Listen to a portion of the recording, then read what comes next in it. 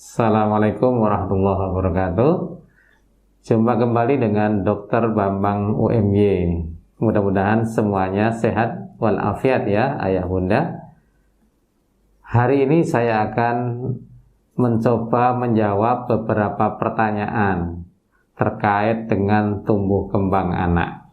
Pertanyaannya bagus-bagus sekali dan banyak. Mohon izin untuk saya jawab. Untuk yang senada saya jadikan satu ya. Yang pertama, pertanyaan tentang bagaimana kalau anak sulit makan termasuk GTM.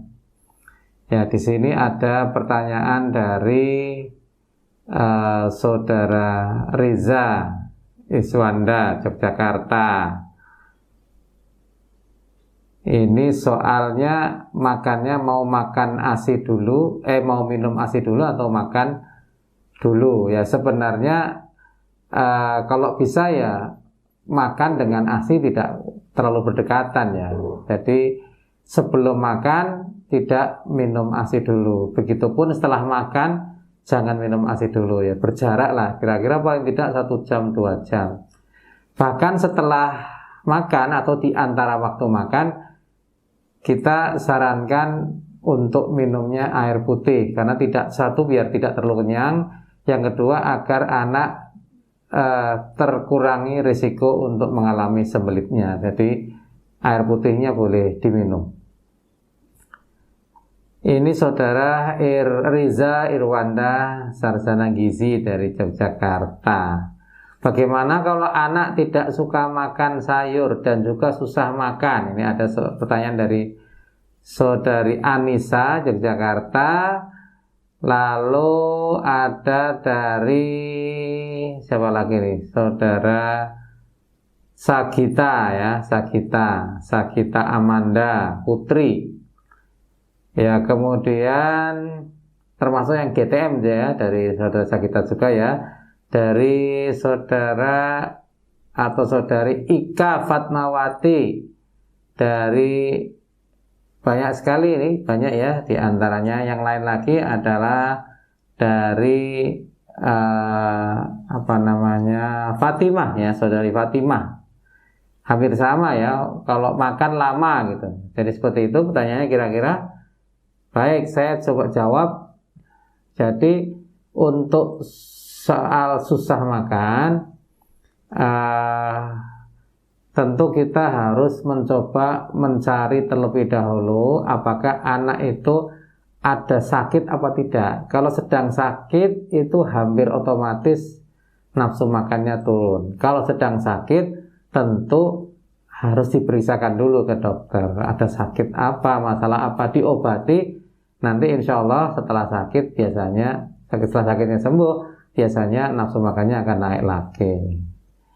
Tentang gerakan tutup mulut ya GTM gimana?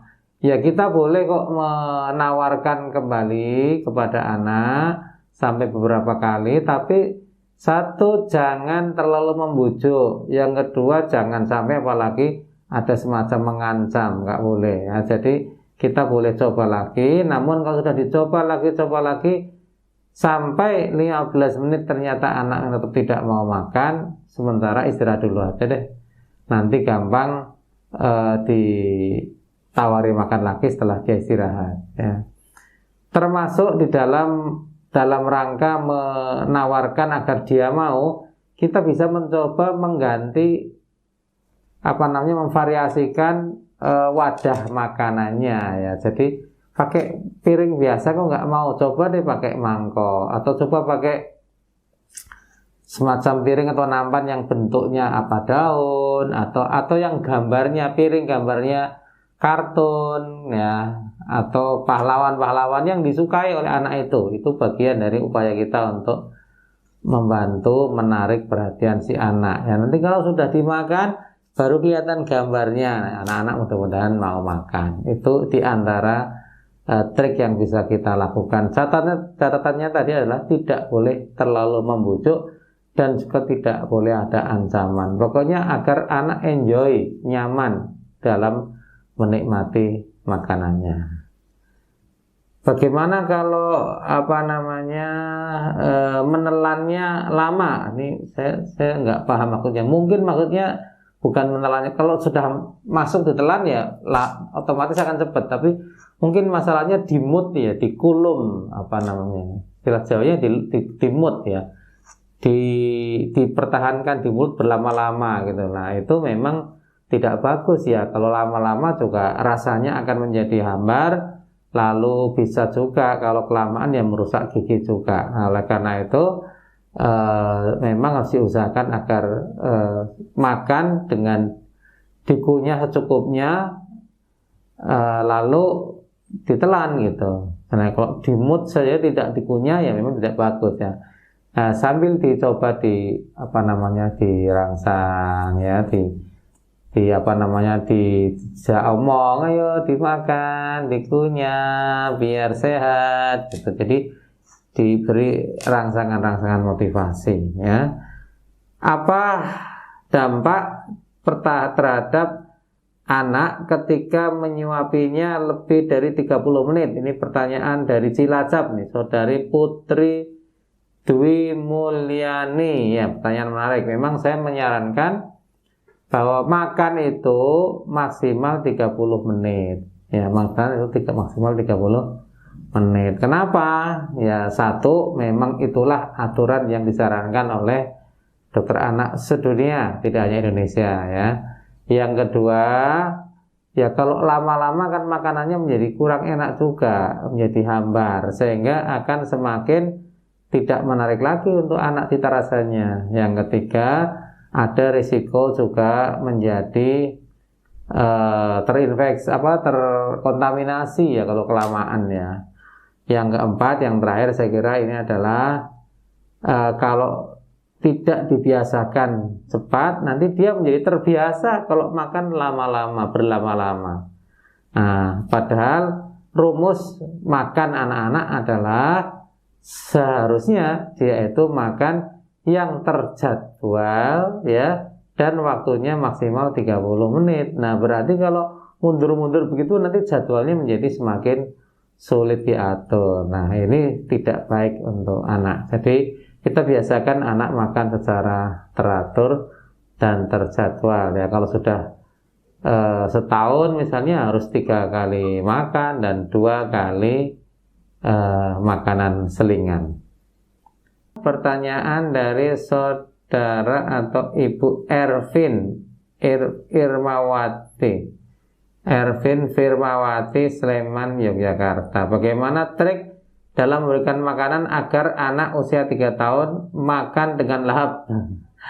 Ya, biasanya ibu lebih paham ya sebenarnya kebiasaannya apa. Tapi intinya seperti rumus umumnya adalah satu, makan itu harus fokus. Memang makan itu asalnya ya makan, tidak ada acara yang lain ya, tidak ada distraksi, gangguan seperti permainan, nonton TV, HP, YouTube dan sebagainya. Khusus makan saja, tidak usah diganggu dengan kegiatan yang lain. Yang kedua, tips saya adalah kalau bisa makan bareng deh dengan ibunya atau dengan kakaknya, supaya dia bersemangat. Jadi makan itu tidak sendirian ya, tapi ya temennya gitu ya. Boleh sambil ngobrol, tidak ngomong, tidak bicara, tapi ada temennya dan temennya ikut makan juga itu. Makan porsi yang lain ya. Jangan juga dibiasakan makan berdua, itu jangan. Nanti tidak jelas porsi si A si B-nya seberapa ya. Jadi harus jelas si A porsi sendiri satu piring, si B pakai wadah yang lain, sehingga akan ketahuan mana yang makannya banyak atau tidak. Tentu variasi makanan juga menjadi kunci ya, kata kunci. Variasi makanan itu bisa menunya, bisa bentuk penyajiannya, bahkan tadi sudah saya singgung adalah tentang wadahnya, piringnya, mangkoknya dan sebagainya. Begitu Bu Ervin Firmawati. Selanjutnya dari Dokter Cynthia Hikmah. Ini Bu Dokter ya, Bu Dokter Cynthia di Yogyakarta. Anak 3 tahun 10 kg, untuk makan tidak mau. Sudah dilakukan oral fisioterapi, tetap tidak mau mengunyah dan bahkan dimuntahkan. saran berikutnya konsultasi ke mana? Nah, ini konsultasi. Ya konsultasinya bisa ketemu saya dulu di rumah sakit AMC atau di rumah sakit PK Muhammadiyah, boleh, silakan. Nah, kita ngobrol aja, santai aja, apalagi sama dokter kan. Nah, nanti kita lihat ya bagaimana, apakah ada masalah lain selain oral di motorik, oral motoriknya, atau memang ada masalah lain tadi ya, bukannya di sini pasti bukan di oralnya, tapi mungkin ada masalah lain, jangan-jangan ya, kita lihat. Nah, kan sudah ketemu fisioterapi, mestinya bisa minta informasi sebenarnya ada nggak masalah kekuatan motorik oralnya ini. Kalau nggak ada, ya kita coba cari yang lain dulu. Begitu Bu Dokter Cynthia, mudah-mudahan bermanfaat jawaban saya.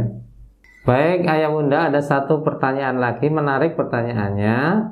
Izin bertanya Pak Dokter, untuk bayi yang baru belajar diberikan makanan pendamping, sebaiknya makanan apa yang sebaiknya diberikan pertama kali? Ya, bagus, dari Ibu Nur Hayati AMG. AMG ini ahli media gizi ya? Iya, kayaknya loh. Baik, terima kasih Bu Nur Hayati.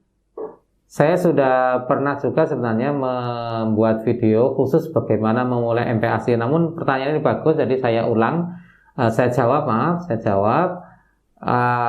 Untuk MPASI yang pertama kali kita memberikannya dalam bentuk nasi tim saring ya, nasi tim saring. Makanan utamanya nasi tim saring, lalu lauk pauk protein hewani langsung dikenalkan kepada bayi, namun tentu secara bertahap ya. Dikenalkan supaya bayi suka makan makanan hewani ya. Jadi langsung dikenalkan, tidak usah takut alergi.